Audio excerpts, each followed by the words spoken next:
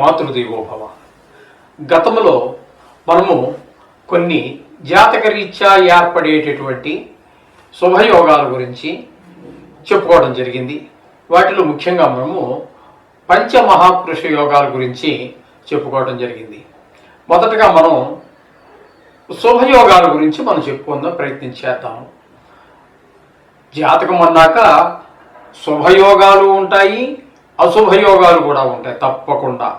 కాబట్టి ఏదేమైనప్పటికీ మనం శుభంతో శుభ ప్రారంభం చేద్దామనే ఉద్దేశంతో మనం వాటి గురించి శుభయోగాల గురించి మనం చెప్పుకునే ప్రయత్నం చేస్తున్నాం. ఇప్పుడు ఈరోజు మనం చెప్పుకోబోయేది విపరీత రాజయోగము అండి. విపరీత రాజయోగము. ఈ యోగం ఎలా ఏర్పడుతుంది, దీని వలన వారికి వచ్చేటటువంటి ఫలితం ఏ విధంగా ఉంటుంది అనేటటువంటిది మనం ఇప్పుడు తెలుసుకునేటటువంటి ప్రయత్నం చేద్దాం. అర్థం కదండి. ఇప్పుడు ఇది మీన లగ్నం అవుతుంది. ఈ మీన లగ్నానికి 6వ స్థానము అయినటువంటి 1, 2, 3, 4, 5, 6 ఇది 6వ దుష్టస్థానం. 7, 8 ఇది మరి ఒక దుష్టస్థానం. 9, 10, 11, 12 ఇది మరొక దుష్టస్థానం. ఎవరికి? ఈ మీన లగ్నానికి. అయితే ఇక్కడ ఈ స్థానం ఎవరిదండి? ఇది 6వ స్థానం ఎవరిది అవుతోంది? సింహం. అంటే రవి అవుతున్నాడు. ఈ రవి కనుక 8లో ఉన్నా 12లో ఉన్నా, అర్థమైంది కదండి. ఇక్కడ ఉండవలసిన రవి ఇక్కడ ఉన్నా కూడా ఖచ్చితంగా అది మీకు విపరీత రాజయోగమే అవుతుంది. లేదు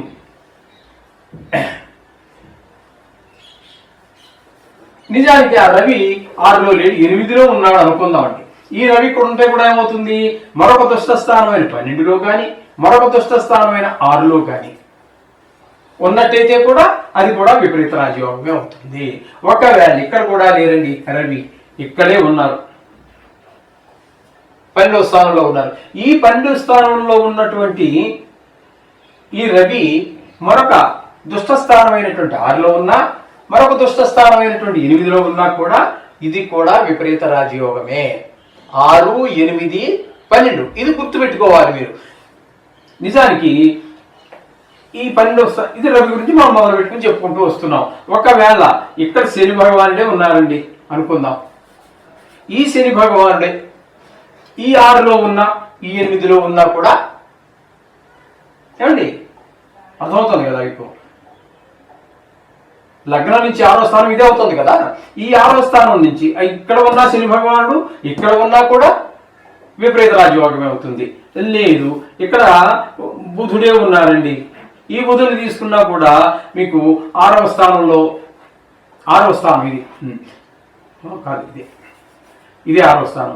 లగ్నం నుంచి మనం లెక్క పెట్టుకోవాలి. కాబట్టి ఈ 6వ స్థానంలో ఈ బుధుడు ఇక్కడ ఉన్నటువంటి బుధుడు ఈ 6వ స్థానంలో ఉన్నా, లేదో ఇక్కడ 8వ స్థానంలో ఉన్నా కూడా అది కూడా విపరీత రాజయోగమే.